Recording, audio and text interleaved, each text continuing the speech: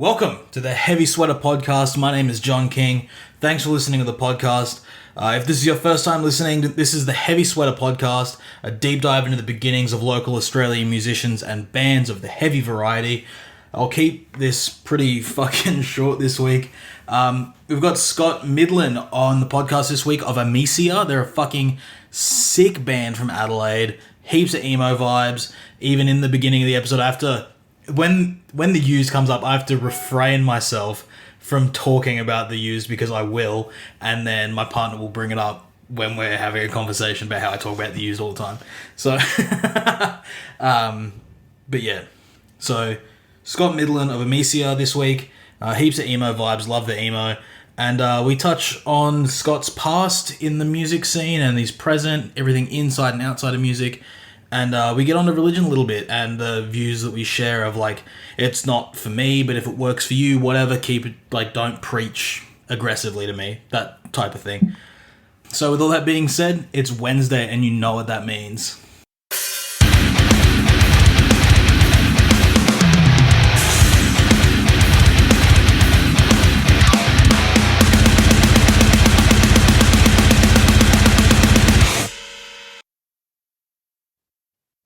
Hey man, how you doing?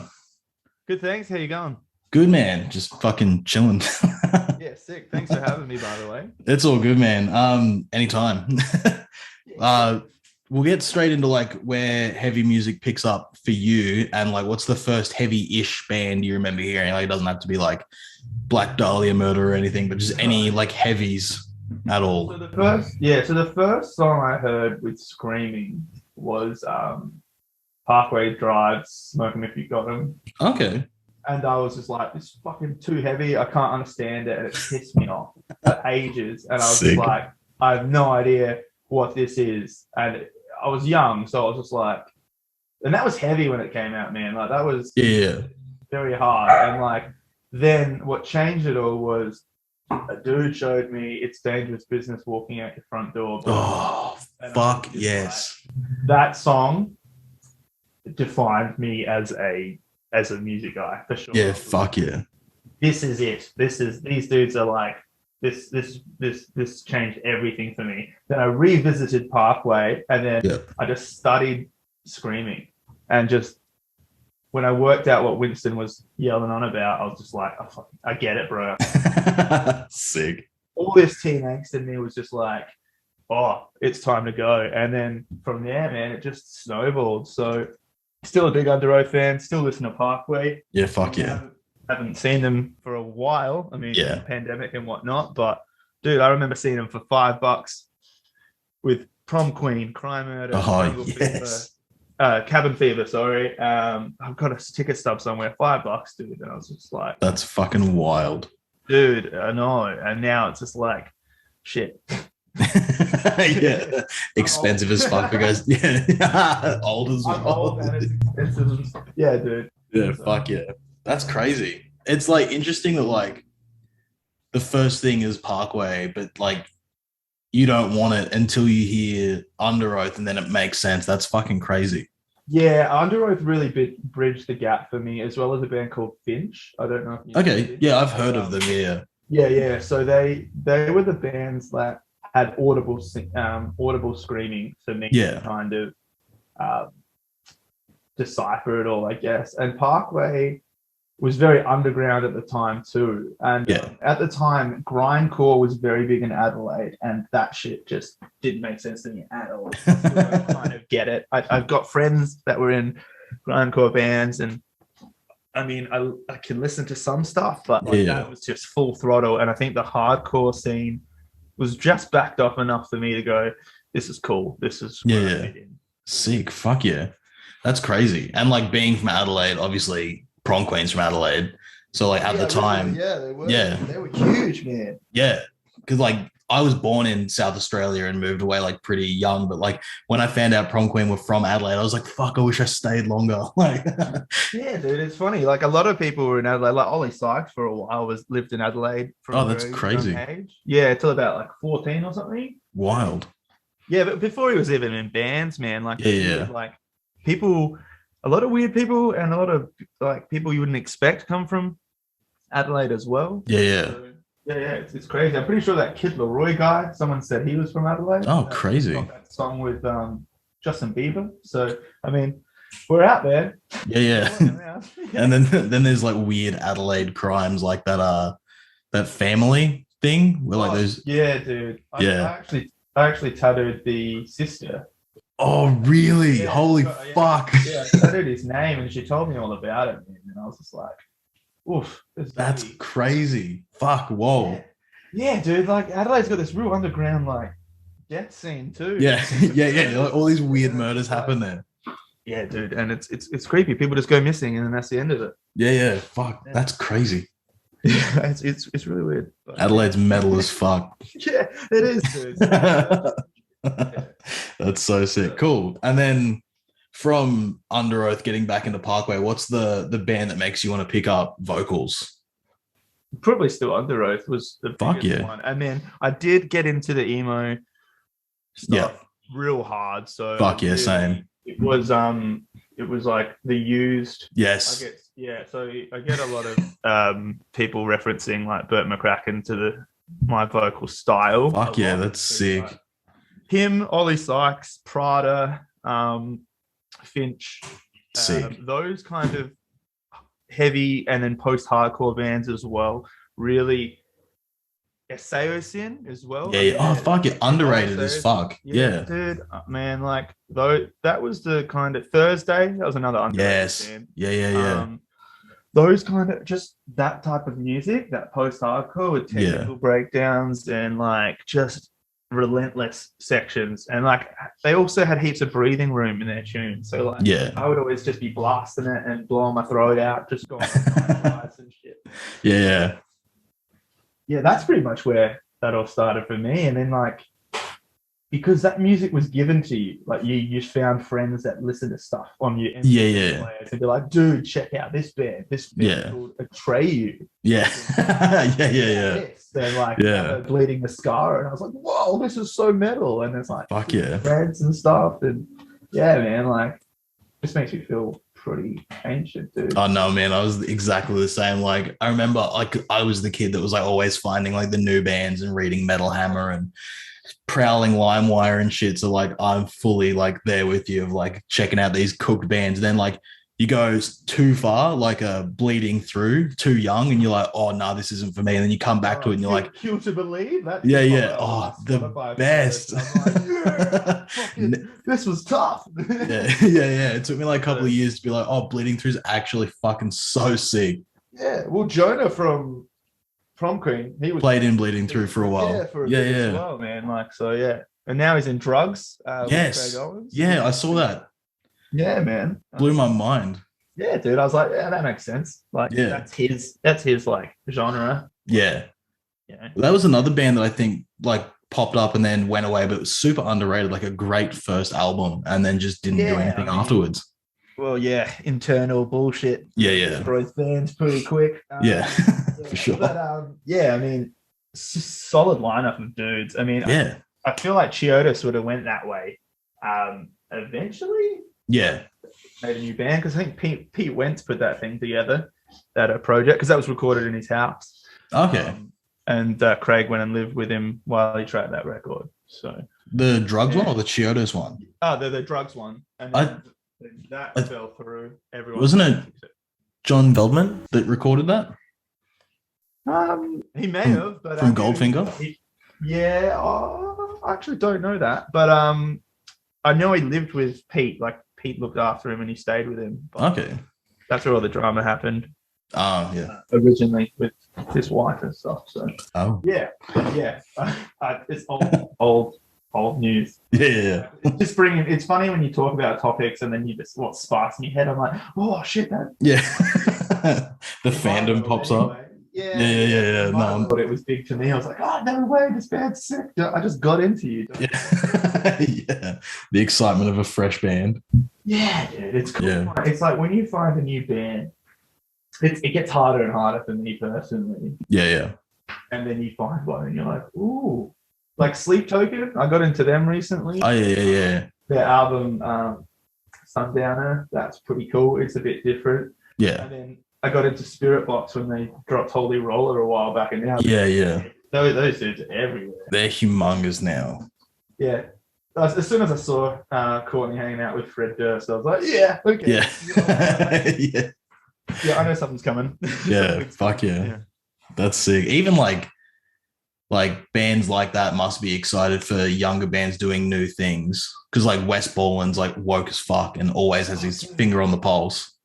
Dude, he is just a genius. I mean, yeah. A crazy genius. I mean, I like how everyone was losing their shit of Fred Durst doing like a dad look, and Borland's just been off the wall for like years. And everyone's like, oh yeah. I'm like, that photo of him, Wes Borland's in like stripper boots all the way up to and like black body paint and a mask. Yeah.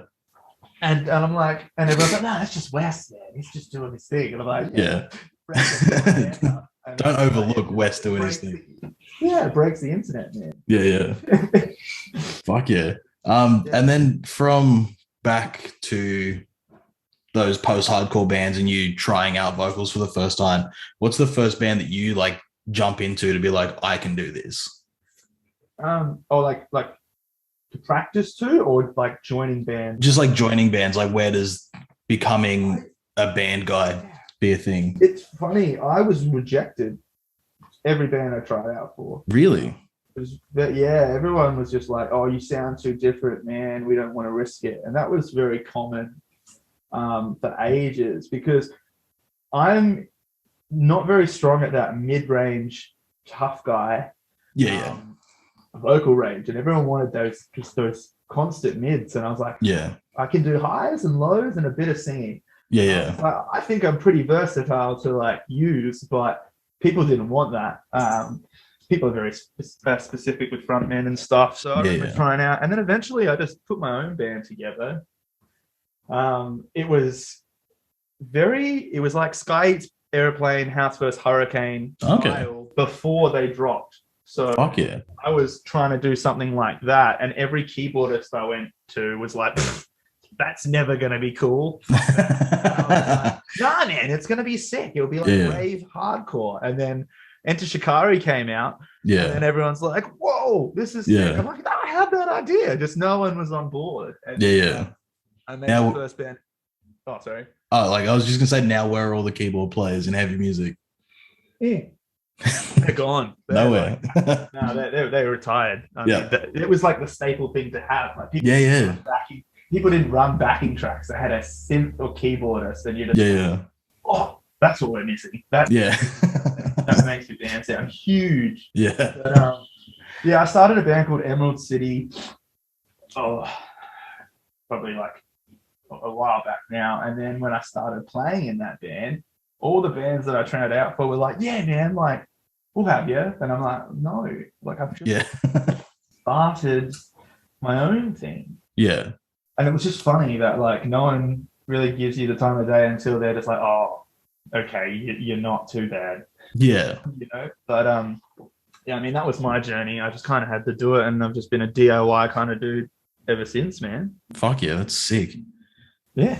It's sort of shit that like that gatekeeper mentality like was around then at a time where like people were just like experimenting and doing like crazy shit all the time. Yeah. And like if people had, it was hard to get people on your level because Adelaide's small, man. So I mean, and then that scene was very small. So then when you're like pitching these ideas, people just think you're like fucking stupid. Yeah. That I guess. And then, I mean, and then I guess if we probably went through with that band, it probably would have been horrible, but we may have been pioneering that kind of thing. In, because House vs Hurricane came on the scene with, was it Forfeiture, that EP? I love that EP. I think so, yeah. Yeah, and they just fucking went huge, and I was like, that was pretty close to what I was picturing. They did, I know mine would have been nowhere near as good as that, but I mean, it's just funny when you have an idea and you just can't execute it, and then like a few months later, someone's just come out with it, and you're like, nah. Yeah, like that could have been me. Yeah, that could have been me. Yeah. Fuck yeah, cool. But you know what it's like being in bands, dude. Like, it's very hard. I mean, it's a fucking grind, man. Bullshit, bro. Like, yeah, move fucking mountains of shit to get the littlest bit back. But in saying that, what is enjoyable is sometimes shoveling that shit, like doing your own thing, and then eventually, like this happens, man. Like you were meant to be my first ever podcast. Okay, sick. And like I've never done this before. So this is a little milestone for me.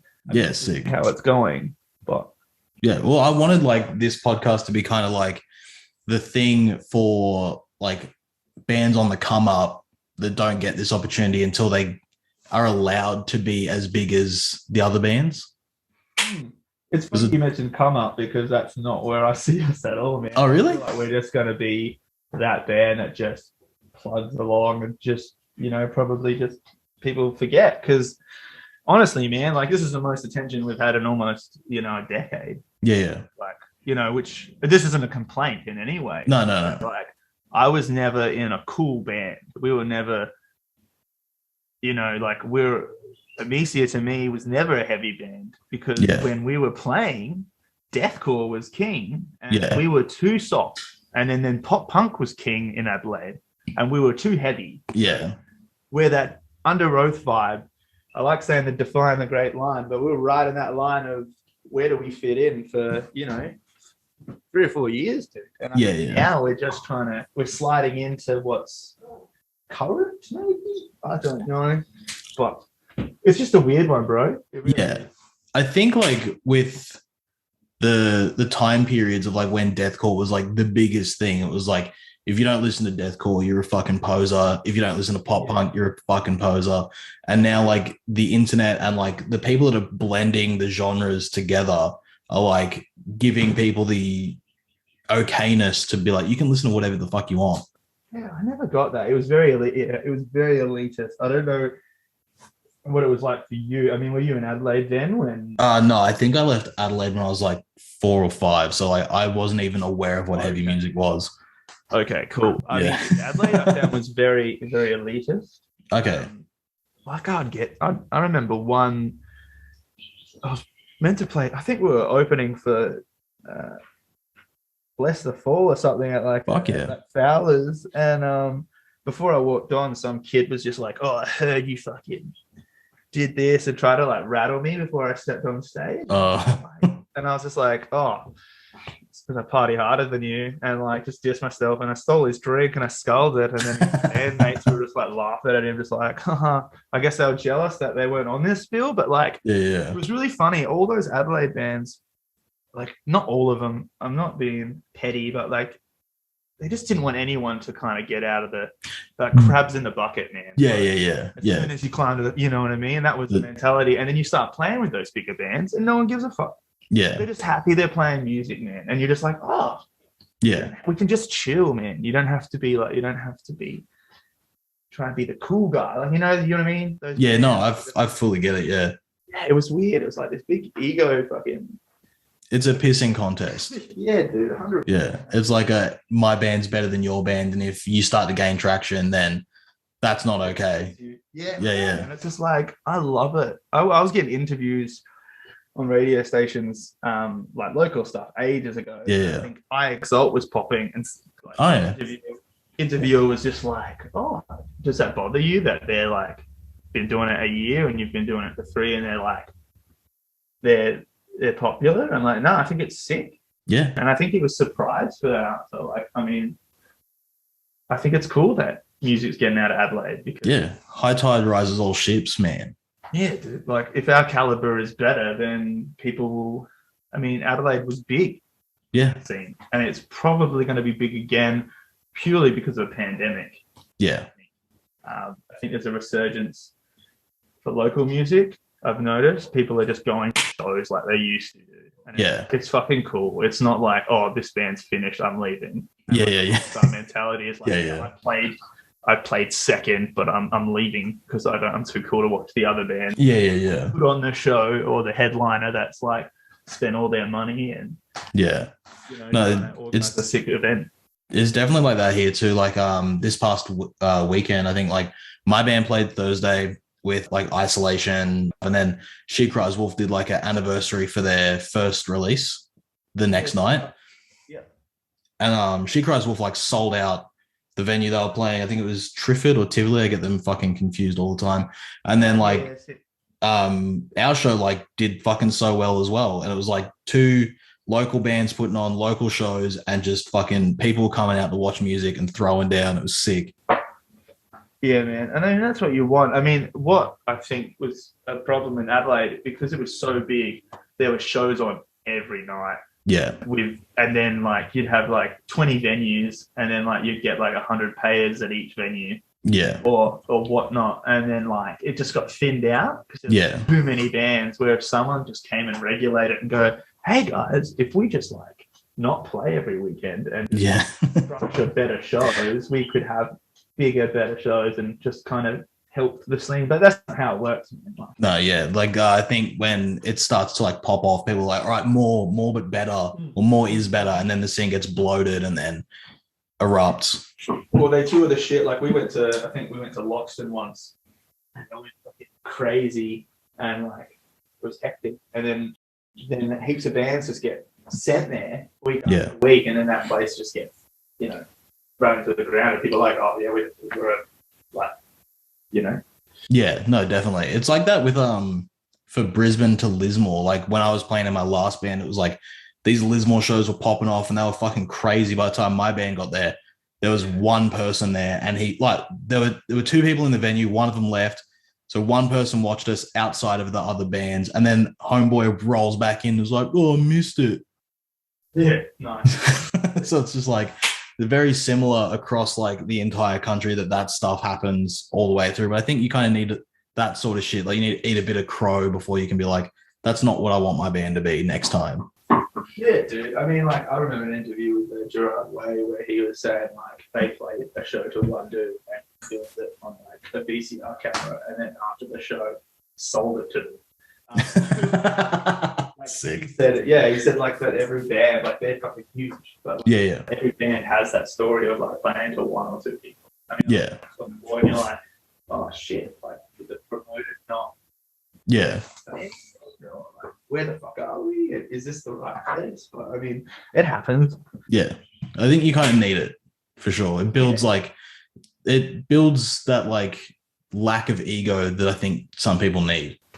Yeah, dude, it's cool, very cool. I think in that 100 Days documentary with Architects, happened to them, and then Sam Carter jumped on the drum kit for like Follow the Water, and he was like doing the breakdown and screaming, and he was just having fun. I was like, that's cool. And he go, fuck this, we're too good.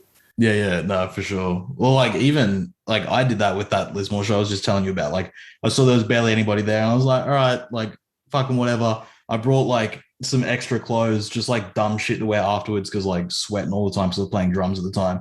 So I put on this like Seinfeld button-up shirt and like ripped my shorts all the way up, my socks all the way up, put my hat on, and I was like, let's fucking go. Yeah, dude. Just like do it for you. Yeah, goofing hard at the show. It was sick. It was sick, man. Pirate shirt, wasn't it? The Seinfeld one? No. It was just like it was this blue button-up with like all their faces all over it. Oh, sick. Okay. Yeah. Picturing just like the shirt. The puffy shirt from Seinfeld. Weird flex to bring to a show. That you didn't know was going to be like that. Like, just bring my puffy shirt and shit in case shit gets weird. Like, that'd be incredible. Sick. Sick, man. And then from that band to Emecia, what's the time like frame from that? I probably had a year off because like my last band toured 4 countries in like 30 days or something. Fuck yeah. We weren't ready for it. It was all Southeast Asia and stuff, and we sitting on a bus and like sweating our asses, and that just killed us, man. We got like robbed and shit. I wrote a book about it. That's actually just about I've got a publisher now. Oh fuck yeah! So you should be seeing dates of my book, and it's basically just like little dyslexic kid, and it's just failed kind of stories of misadventures of being on the road, man. Like, fuck yeah! Just funny shit. That's sick. Yeah, it was probably a year gap after that. Like I had Okay. and I had all this time because, man, if you've been in a band from 17 to like 23, like that's all you do. Yeah. It's like, what do I do? Yeah. So I started writing down all these stories, and then I started Emecia, and I had all these songs ready to go, and then I just found good dudes to write that EP, and I think we wrote that EP in 2 weeks, and then recorded it over 2 days. Fuck yeah. Studio in Harndorf, and then that kind of got some pretty cool traction. I think it got premiered on AP on their website. Fuck yeah, sick. In the top streaming, like they used to do this little streaming widget. Yeah. And I sent it to John Feldman, and he gave me a sick review. And that was really it. It was just cool feedback, like, "Oh, guys, just keep doing what you're doing." Something. Yeah, fuck yeah. And what a guy to give the feedback. Like Feldman is incredible. Yeah. I didn't ask him for anything. I just said like, "Hey, dude, like, I love the shit you make. Yeah. Give me any feedback. Like, what could we be doing? Like, is there something that you think we can work on?" And he was like, "I think you've got your own thing going on. Just stick at it." Fuck yeah. I thought that was really cool. That yeah. Months, man. And then it happens. Like members get a bit upset because things aren't happening fast enough, and we've had a couple of roster changes, and I think we've got a good little run now. Fuck yeah. Just kind of we're in the studio again Sunday this week. Sick. Cool. Going to record a couple more singles. We're just going to do that, man. Single video drop. Yeah. Do a tour, Fuck yeah. It's the way people consume music now is like singles primarily. Yeah, I mean, attention span for albums, bro, it's just not there anymore. And yeah. Money, bro. Have you made any albums? So my last band, we were about to do like 2 EPs, but record them at the same time. So it was an album length, but split it up. Yeah, and good way of doing it. Yeah, it's still even like fucking so expensive. Dude, I know, and that's what I mean. Like, you can pump money into your singles and promote it, and then it's really hard to promote an album. Like, I'm not a big dude. Like, I don't have enough cred to go, "Oh yeah, man, we're dropping an album, people will fucking love it." I'm a guy that if I drop a good single or something cool, people will go, "Yeah, that's sick, man." Yeah. Check it out. Because it's a song. Like, the song is like 3 minutes. People have that time frame. Exactly, It's real selfish of me to expect that, like, 50,000 people are going to be like, "Oh man, I'll listen to a whole album." Now I reckon. Yeah. I think it's like now the people that do listen to whole albums are the people that just froth what's happening or are actual musicians as well. Yeah, I find that too. Like, I bought Prada's Z2 Zombie EP. Yeah. Still waiting for that on vinyl. But yeah, like when that came out, my commute to work's about half an hour, so I just can listen to music, which is sick. Yeah. Or I've got like my vinyl in my studio now that I'm talking to you at, man, and I'll just paint or draw and listen to a record. Yeah. And that's what I like about vinyl. It's too much of an ask to change. Yeah. You have to listen to it. The record you've got, you listen to it start to finish because the patience to line up a track and then flip it and go, "Nah, I'm over this," Yeah. Also, like, vinyls are kind of like older vinyls. That was like the way to listen to music. So it was like that one side is its entire story. Exactly. Yeah, it was very structured that way, wasn't it? Yeah. It was and like records would have different moods as well. Yeah. Like each side would have like that vibe. Yeah. I don't know about you with the cassette thing recently. I don't know about it. Like, I can't listen to it, so I wouldn't.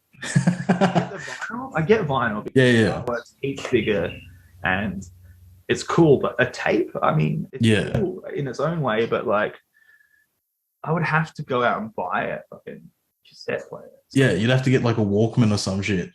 Yeah, I think I've got a Sony Walkman. Yeah, fuck yeah. I think the thing with that is like it's kids trying to reminisce on like things they weren't alive for. Like for us, it's vinyl because we had cassette, CD, floppy disk, and for them they didn't have cassette. So now they're like, "Oh, cassettes are sick. Rocco's Modern Life is sick." And it's like, did you ever watch it? Like, yeah, dude, I get. I feel like everything's 90s is super in right now, dude. Like, dressing like Friends and Seinfeld. Yeah. And I'm like, yeah, you just all look like my dad. Like, that's what my dad was. So, yeah. so Yeah. Like, that wasn't cool to me. Yeah. It's cool. Like, it has cool stuff, but that style was very like, I don't know, it just remind me of my younger parents. Yeah, for sure. Everybody's like pants up high, shirt tucked in, corduroy, everything. Like, I was too tall for that shit. I got long ass legs, man. I wear tall tees. sick.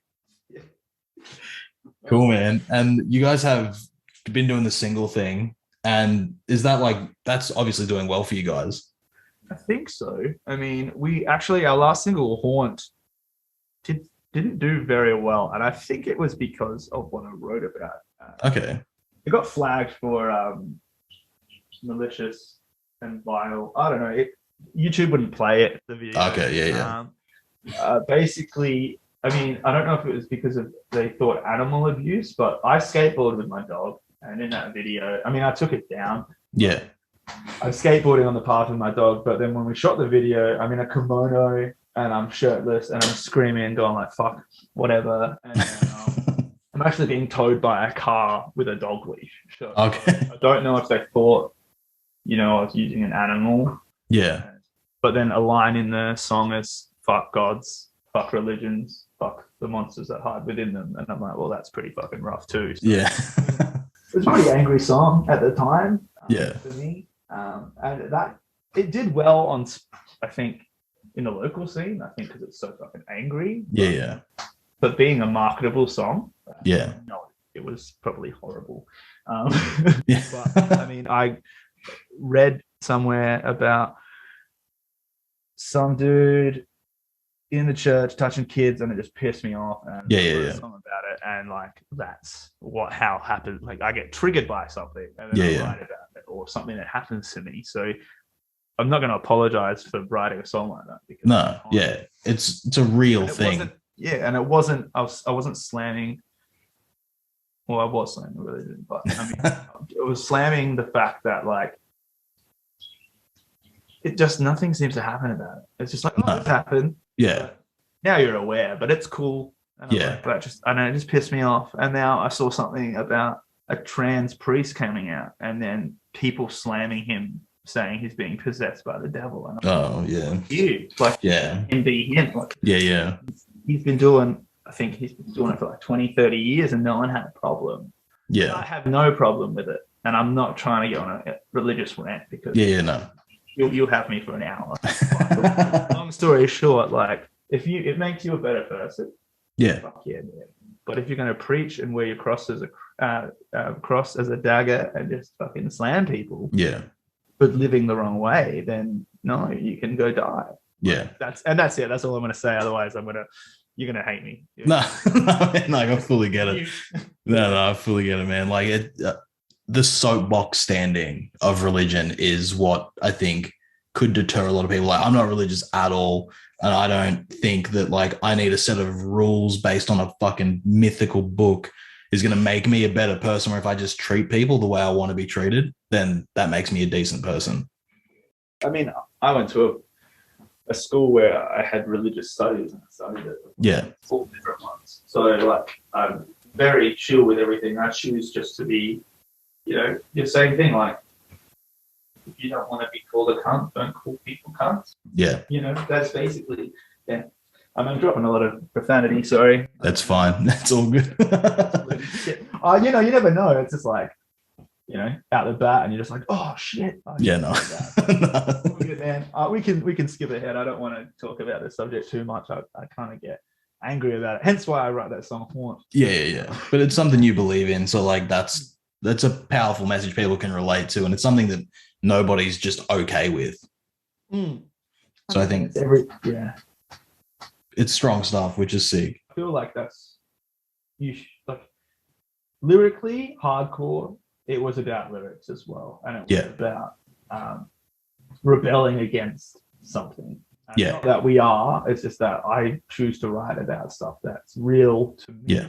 Not what I think people will think is cool. Exactly. He said "fuck" 8 times. Yeah. No. You know what I mean? Like, I think like at the time there are bands like that now that I think write what people want to hear, and then you look back on it in like 5 years and you're like, ooh, like that's not fucking sick, like that's shit. Yeah, well, I remember like that deathcore scene time. I know we got back to that. Yeah. Bro. And just feel free to skip ahead, man, because if you get me going, I ran about bullshit. Oh, it's all good, man. Misogyny was cool. Yeah. And I was just like, I remember seeing like fuck whores and fuck bitches. Yeah. I mean, Asking Alexandria like paved the way for that. Yeah, for sure. I remember seeing that on t-shirts and going like, fuck, man, like that's.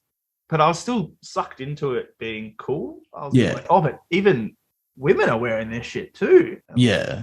I think it's because like are they wearing it ironically or like it was very like fuck, man. Yeah, and I think everybody was too young and impressionable to like know the difference really, and I think it took like that sort of stopping to be like, oh, that was actually like hell fucked. Yeah, it was, but then you got like Franz from Attila, like I don't care. Yeah. Yeah. He's doing him. No one's gonna cancel that dude. He just will be like, I don't care. Yeah, he's set himself up to like if he gets cancelled, he's not going anywhere. Oh no, he's literally gone like, yeah, hate me. Yeah. Beats my machine. Yeah. But, I mean, that's him doing him, I guess, man. Yeah. Tell him how to live his life. But yeah. It's just funny how those trends kind of go through. Yeah, definitely. And you tattoo as well. Yeah, so I work at 1891 Tattoo Co. In Adelaide. Fuck yeah. It's a pretty cool job, man. Like I've got a pretty good life now, man. Yeah. Sick. Like, I mean, I talk shit. I get to tattoo people and I talk shit about my music. And yeah. Now, you know what I mean? Like, life's good, man. I got a 1-year-old daughter now. Fuck yeah, sick. Well, she's pretty rad. Yeah, teaching her cool stuff. I don't know if she'll get into music or like working on cars or tattooing, but yeah. We'll see what happens with that. Yeah. Sick, man. How does tattooing like come into like your life? Well, it's gonna sound fucking dark and shit, hey. Okay. When I was little, I just didn't like myself, man. Like I hated how I looked. I grew my hair long. I just hated my body, and then I just started wanting to get tattooed, and I just started getting covered. Yeah. I don't know. And then that was me. I was just a tattooed young kid, and I would get, when you're 19 and have 2 sleeves, I mean, that time period ago, you just got fucking destined.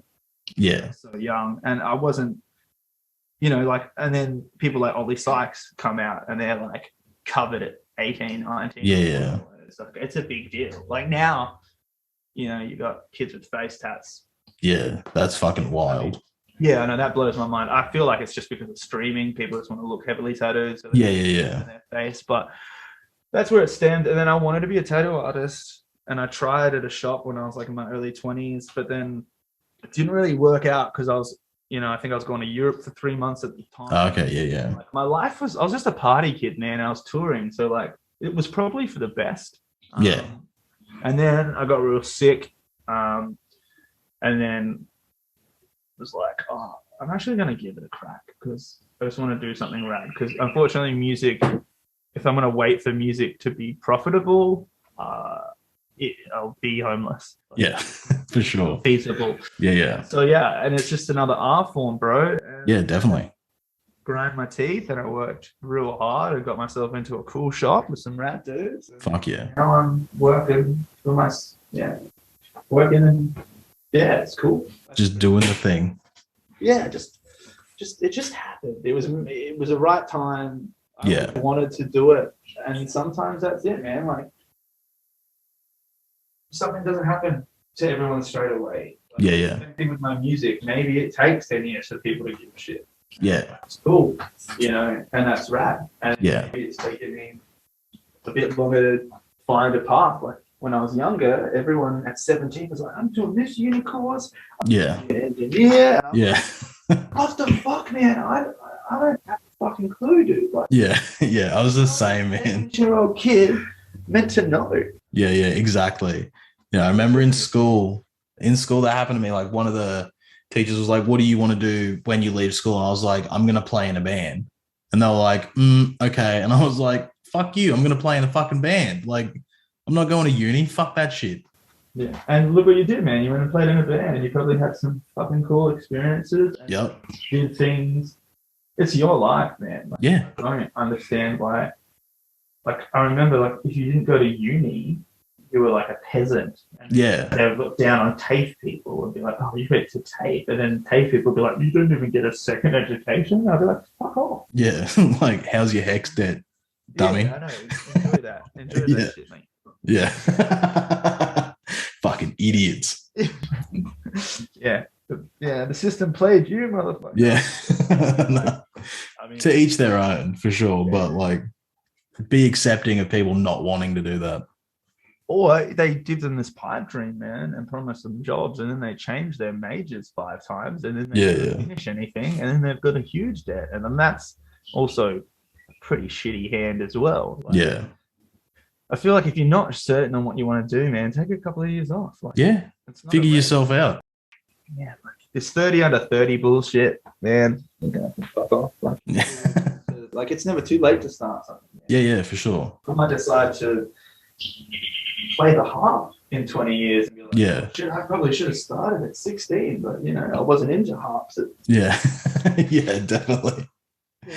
Yeah, man. I think it's just like when you leave high school, you're still a kid, but they're like trying to push that you're not a kid anymore. It's like, no, like I'm still a dummy at 17. Like, I don't know what the fuck I'm doing.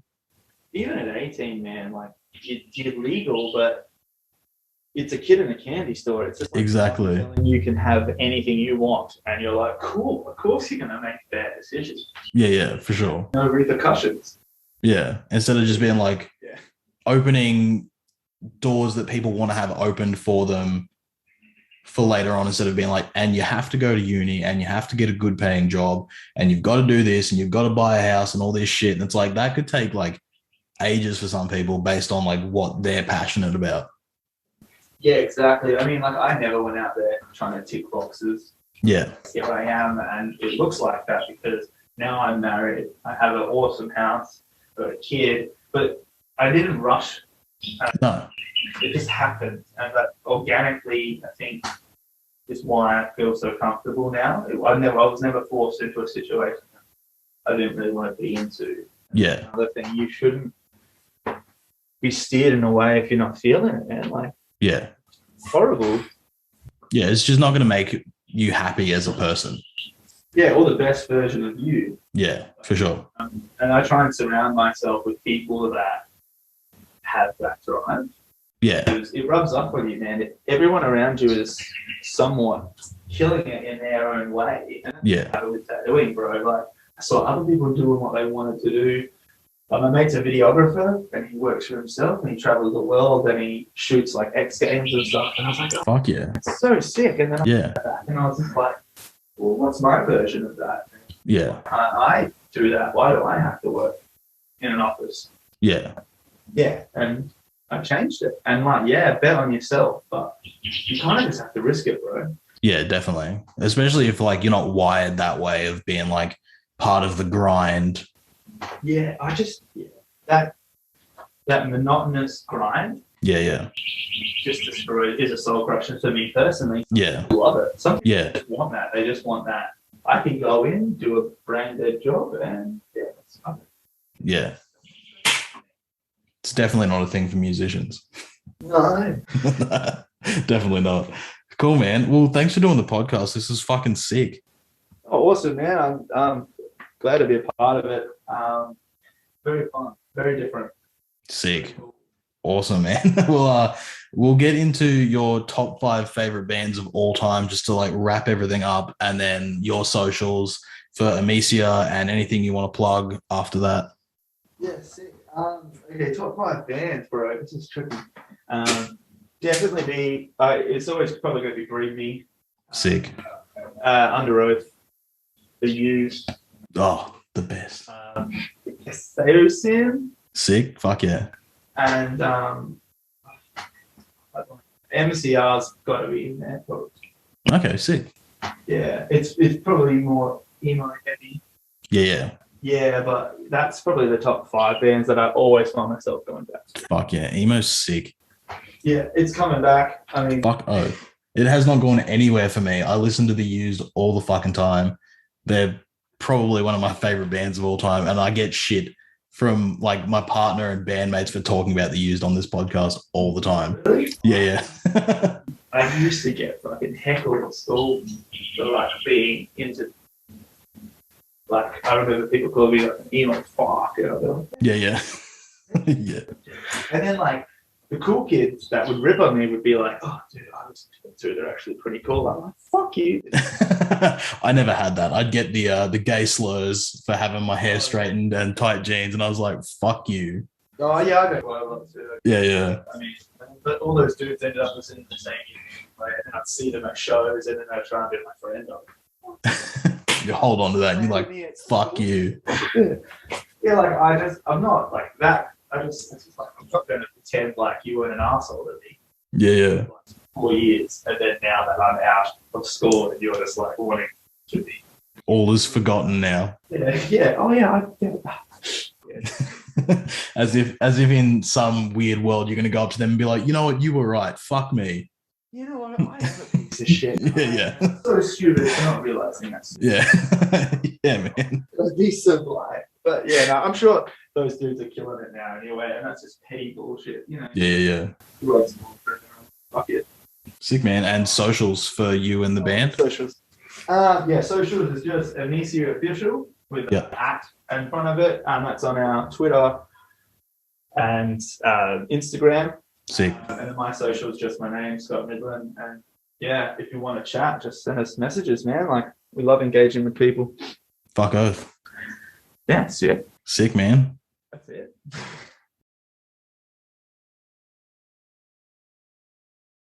Done for another week. Huge thanks to Scott. That was our first conversation together, and it was a great chat. He's a great dude, and I fully back everything he does. Go check out Emecia everywhere you listen to music.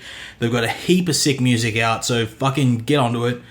And when they're coming through your city next, whether it be Brisbane, Sydney, Melbourne, Adelaide, Western Australia, Perth, whatever the fuck, check him out. They're fucking sick, and he's a great dude. And if you like what I'm doing over here with the podcast, share it, tell a friend, subscribe, follow it on YouTube, Spotify, Apple Podcasts, Amazon Podcasts, Podbean, wherever the fuck you listen to podcasts. And I've got an Instagram and a Facebook. You can check them out at Heavy Sweater Podcast. You can check them out at Heavy Sweater Podcast. And yeah, come back next week for a new episode, and I'll fucking talk to you then. Thanks.